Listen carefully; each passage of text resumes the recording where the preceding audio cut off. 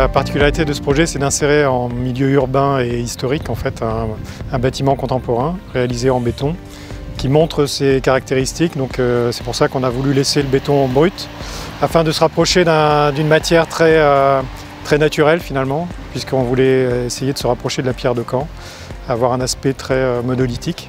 Donc là, un travail sur la matière, sur la forme du bâtiment, sur ses percements et puis sur toute sa méthode de mise en œuvre.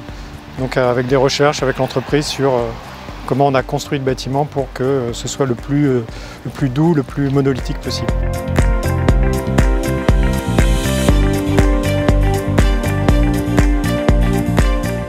Pour garantir la qualité de parement attendue des voiles béton, nous avons travaillé très en amont avec M. Bernard et notre bureau d'études intégré pour définir les différents arrêts de coulage.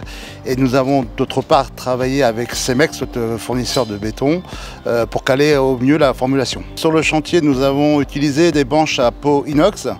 Nous avons veillé à la bonne vibration du béton, aux différents contrôles de plasticité avant sa mise en œuvre.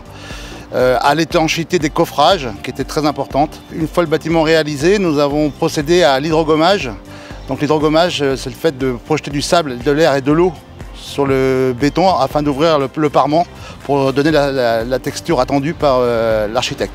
Et nous avons ensuite procédé au passage d'un hydrofuge sur l'ensemble de la façade pour protéger le béton de l'agressivité et de la pollution.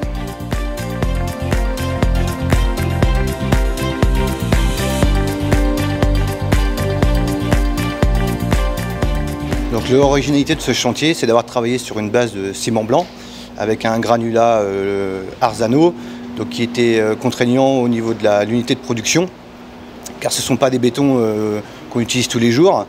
Donc il y avait un moyen logistique à mettre en place et une méthodologie de travail très importante, surtout au niveau du nettoyage du malaxeur et d'avoir une formule qui correspond aux besoins du client.